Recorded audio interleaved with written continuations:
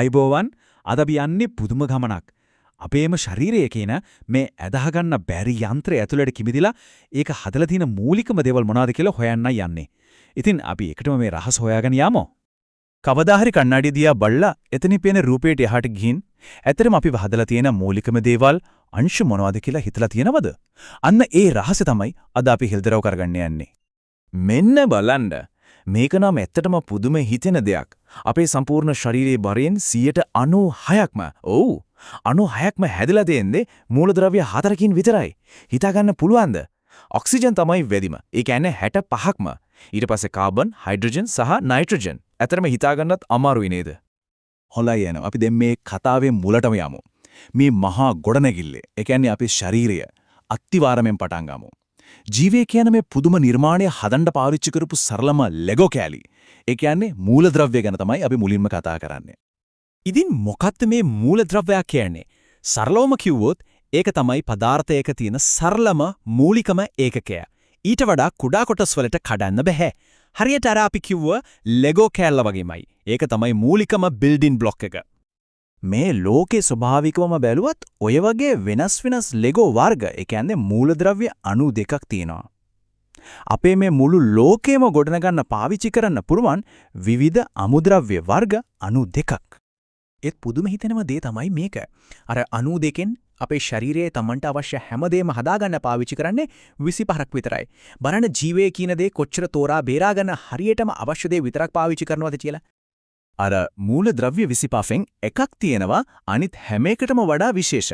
ඒ තමයි carbon. Carbon වලට තියෙන පුදුම හැකියාවක් එකවර තවත් පරමාණු 4ක් එක්ක ශක්තිමත් විදිහට සම්බන්ධ වෙන්න.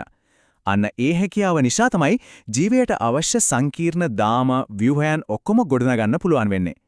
ඒකයි අපි කාබන් වලට ජීවයේ කොඳුනාරටිය කියලාම කියන්නේ. ඇත්තටම අනිත් මූලද්‍රව්‍ය වලටත් ඒ වගේම විශේෂ වැඩ කොටසක් තියෙනවා. උදාහරණයක් විදිහට හිතන්නකෝ කැල්සියම්. ඒක අපේ ඇටකොටුයි දතුයි ශක්තිමත් කරනවා. යකඩ තමයි අපේ ලේ රතු පාට වෙන්න උදව් කරන්නේ. අයදීන් නැටුම බෑ මොළයේ ක්‍රියාකාරීත්වයට. හරි එහෙනම්. අපි මෙච්චර වෙලා කතා කළේ තනි ලෙගෝ කෑලි ගැනනේ. දැන් බලමු මේ කෑලි එකට එකතු වෙලා ඊළඟ අදියර. ඒ කියන්නේ අණු හැදෙන විදිහ ගැන. ජීවයේ රසායන විද්‍යාවේදී අපි අණු ප්‍රධාන වර්ග දෙකකට බෙදනවා. කාර්බනික සහ අකාර්බනික. මේකේ තියෙන නීතිය හරිම සරලයි.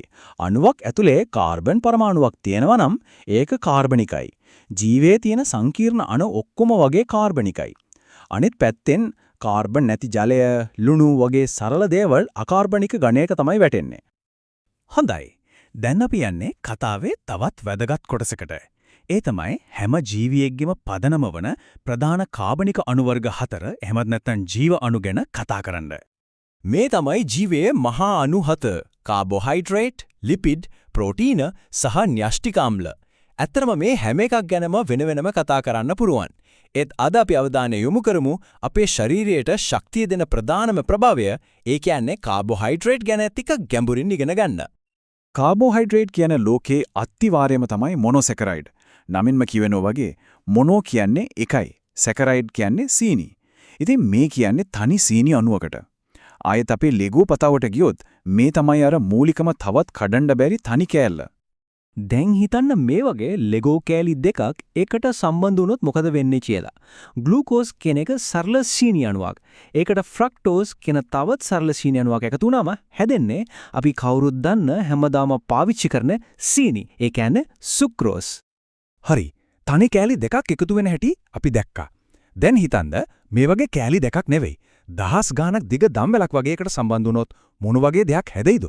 අන්න එහෙම හැදෙන දැවැන්ත අණු වලට තමයි අපි පොලිසැකරයිඩ් කියන්නේ. මේවා හරියට විශාල සංකීර්ණ ලෙගෝ කුළුණු වගේ. මේ පොලිසැකරයිඩ් ශක්තිය ගබඩා කරන විදියත් හරිම අපූර්වයි. ප්‍රධාන ක්‍රම දෙකක් තියෙනවා. ශාක ශක්තිය ගබඩා කරන්නේ පිෂ්ඨය. ඒ කියන්නේ ස්ටාර්ච් විදියට. අපි කන බත්, අල, පාන් වගේ දේවල් වල තියෙන්නේ අන්න ඒක. අනිත් පැත්තෙන් සතුන්, ඒ කියන්නේ අපි ශක්තිය ගබඩා කරන්නේ ග්ලයිකෝජන් විදියට. අපේ අක්මාවේ සහ මාංශ පේශිවල. එතකොට අපි නිතරම අහන තන්තු නැත්නම් ෆයිබර් කියන්නේ මොනවද? ඇතරම ඒත් පොලිසැකරයිඩයක්. ඒකට කියන්නේ සෙලුලෝස්. මේකෙන් තමයි ශාකවල සෛල බිත්ති හැදිලා තියෙන්නේ. අපි ශරීරයට මේක දිරවන්න බැරි වුණත් බඩවැල් වල සෞඛ්‍යයට නම් ගොඩක්ම හොඳයි. හොඳයි. මෙච්චර වෙලා අපි කතා කළේ සිද්ධාන්තනේ. ඒත් මේ දේවල් ඇත්තටම වෙනවද කියලා බලන්න ක්‍රමයක් තේනවද? ඔව්. මේ රසායනේ අපේ කුස්සියදීම ක්‍රියාත්මක වෙන හැටි බලන්න පුරුවන් සරල විනෝදජනක ක්‍රමයක් තියෙනවා. අපි බලමු මේ මොකක්ද කියලා. ඉතින් කොහොමද අපි කන කෑමක පිෂ්ඨය, ඒ කියන්නේ ස්ටාර්ච් තියනවද නැද්ද කියලා හරියටම දැනගන්නේ? ඒකට තියෙනවා හරිම සරල ක්‍රමයක්. ඒ තමයි අයඩින් පරීක්ෂණය. මේක වැඩ කරන විදිහ හරිම ලේසි. සාමාන්‍යයෙන් දුඹුරු කහ පාටක් තියෙන අයෝඩින් ද්‍රාවණයක් පිෂ්ඨියේ තියෙන දෙයක් උඩට දැම්ම ගමන් ඒක ක්ෂණිකව තද දම් නිල් පාටට හැරෙනවා. ඉතින් මේකෙන් හරිම ලේසියෙන් අපිට පිෂ්ඨියේ තියෙනද කියලා හොයාගන්න පුළුවන්. ඉතින් අද අපි දැක්කේ සරලම ලෙගෝ කෑලි වලින් පටන් ගන්න අපේ ශරීරය කියන මේ අදාහගන්න බැරිතරම් සංකීර්ණ නිර්මාණය ගොඩනැගෙන හැටි. මේක මේ මහා කතාවේ එක පරිච්ඡේදයක් විතරයි. හිතන්න මේ රසායනික සැලැස්ම ඇතුලේ තවත් මොන වගේ රහස් සංගවිලා ඇතිද? ඒ ගැන හිතන්න ඉඩ තියලා මම අදට සමගන්නවා.